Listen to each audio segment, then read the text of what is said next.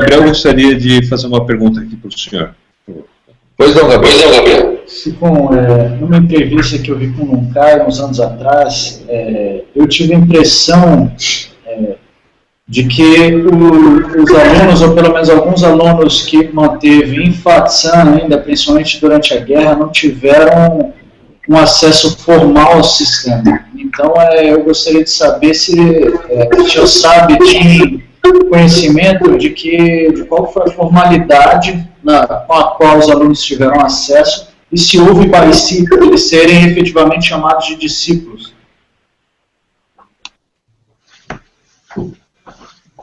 Essa pergunta é uma pergunta muito importante, Gabriel, porque muitas vezes, né, e principalmente o seu Sifu, Nathaniel Rosa, ele esteve lá conversando com esses mestres e pôde sentir qual era o grau de precariedade e de dificuldade em se aprender o Wing Chun naquela época.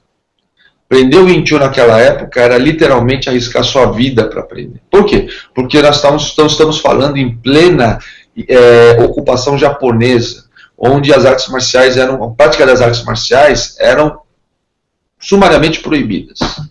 Então, né, nós temos que tomar muito cuidado, porque esses entrevistadores que fazem, né, que muitas vezes entrevistam esses mestres, eles não têm qualificação para entrevistar, eles não têm nem educação para entrevistar, porque eles não são jornalistas que estão entrevistando alguém. Até o jornalista tem que ter educação e inteligência e conhecimento do que está falando, né? E muitas vezes esses entrevistadores não têm nenhuma dessas três qualidades. E principalmente a mais importante, saber fazer a pergunta. Então, por exemplo, né, a forma como foi perguntado muitas vezes se cada um daqueles discípulos de imã completaram o sistema, se sabiam o Pachamtou, sabe, essas coisas não são perguntas que fazem dessa maneira para o mestre. Isso é uma indiscrição muito grande. Então, outro dia falaram, eles não sabem o que estão falando, porque para uns eles falam que todos sabiam, outros falaram que nenhum sabia, sabe, cada hora fala uma coisa diferente, e é verdade. Eles vão falar de acordo com a competência da pergunta. Por isso que tem que se saber fazer a pergunta de uma maneira muito sutil, uma maneira muito polida e adequada à figura dessas pessoas. E dentro do círculo marcial.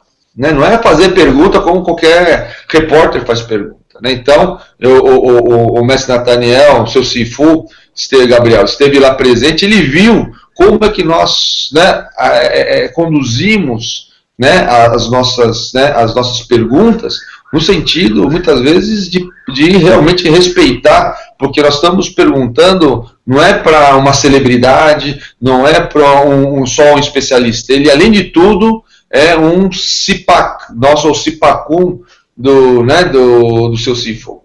Tá? Então, precisa realmente ter a forma muito correta de perguntar para se ter as respostas, né, apropriadas. Porque senão acontece sempre isso, sabe? Para cada um vai se falar uma coisa, para cada um se coloca uma resposta diferente, justamente por quê? Porque a pergunta não foi devidamente apropriada. Tá, ok? De qualquer maneira, né, essas 7 pessoas foram reconhecidas como membros da família. E lembra uma coisa, Gabriel, não existe diferença entre aluno e Todai, de Todai e Daiji nessa época. Todos os Daiji são Todais. Perdão, todos os Todais são Daijis. Né? Todo Daiji sempre é Todai, mas todos os Todais são Daijis. Tá? Então, não existe essa separação entre aluno e discípulo. São todos os discípulos, sim. Tá, ok? Lembrando sempre o seguinte, que um Sifu tem Todai. Né? Um Lou-Si tem Roxan. Embora, informalmente, para fora do meio marcial, você pode chamar o seu Todai de Roxan também. Tá bom? Mas Roxan é o aluno da escola. Tá bom? Mas Roxan é o aluno da escola. Tá? Todai é um aluno de um Sifu. Levando em consideração que, né, por um período na China não se podia, né, chamar de Sifu a pessoa, então a coisa realmente se torna. Então, se não tem Sifu, não tem Todai.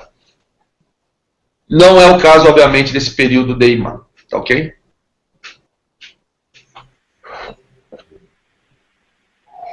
Sifu.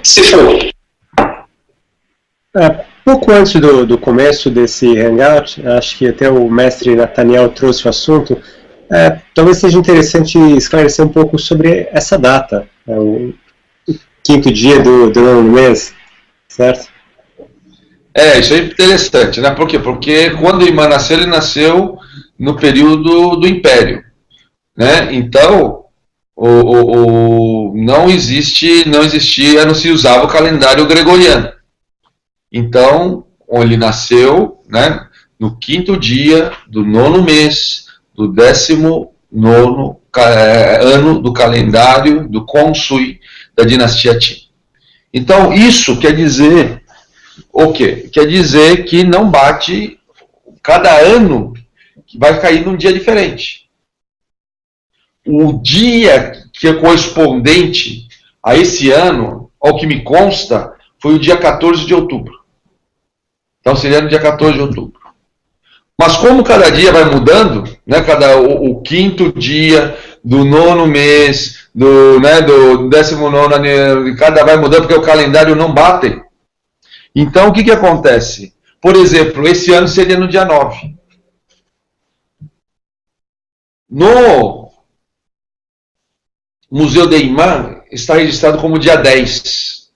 Só para você ter uma ideia, né? Que Imã nasceu no dia 10. Se você vê no livro da genealogia, né, ele está no livro da genealogia da família Ip, está, que tem como base as informações constadas no Museu de Imã, está constando como dia 10, que seria o dia de hoje, né? Então isso traz uma confusão muito grande para as pessoas, né? Porque como é que cada dia vai fazer um aniversário diferente, né? E uma curiosidade, Renato, o patriarca Ip Man, ele também gostava muito de, né, dizer que tinha idades diferentes nos aniversários, né? Então muitas vezes ele, que coisa você está fazendo? Estou fazendo X anos. Aí no ano seguinte ele falava que tinha fazendo mesmo a idade do ano passado, sabe aquela coisa? Então, né, como todos os chineses, eles não dão muito valor para essa questão da data, né? Como nós damos, né? A importância que eles dão para a data é para um processo mais de ser auspicioso, e não no sentido, né, de ser uma data rígida. Por isso que em Hong Kong era comemorado no dia 5 de setembro, que é o quinto dia, equivalente ao quinto dia do nono mês, entendeu? Porque aí ficava 5 de setembro e acabou, tá? Para não ter essas variações como nós temos, né, no dia de hoje. Mas como nós estamos comemorando o aniversário dele, então, a rigor, ou seria ontem o aniversário do patriarca, ok?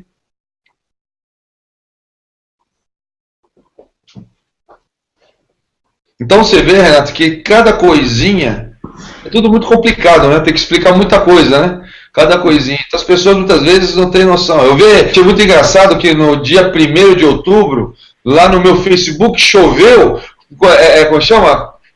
Celebrações do patriarca Ip Man, parabéns pelo dia de hoje, né? Aquela coisa toda. Eu falei, mas por que eles estão comemorando hoje? Né? Não demorou para atinar, né? Aí depois alguns de vocês falaram que no Wikipedia está marcado que a data de aniversário do patriarca Ip Man é do dia 1º de outubro. Né? Então, então está explicado. Né? O que não está mal, Renato? Sabe por quê? Porque o importante é comemorar, né? O importante, né? Porque o que quer dizer comemorar? É memorar junto, né? Então, é importante isso, a lembrança, sabe? E as pessoas estão lembrando, né? Estão lembrando de uma pessoa que muito fez por nós. Eu acho isso o mais importante, o mais relevante, independente desses detalhes. Esse sentimento de gratidão, esse sentimento de respeito, esse sentimento de reverência a um grande ancestral, eu acho que é sempre muito saudável, né? E então eu apoio, e eu acho que todos aqueles que fizeram essa homenagem na data certa ou na data errada, ou, né, fez da sua maneira. E eu acho isso muito válido.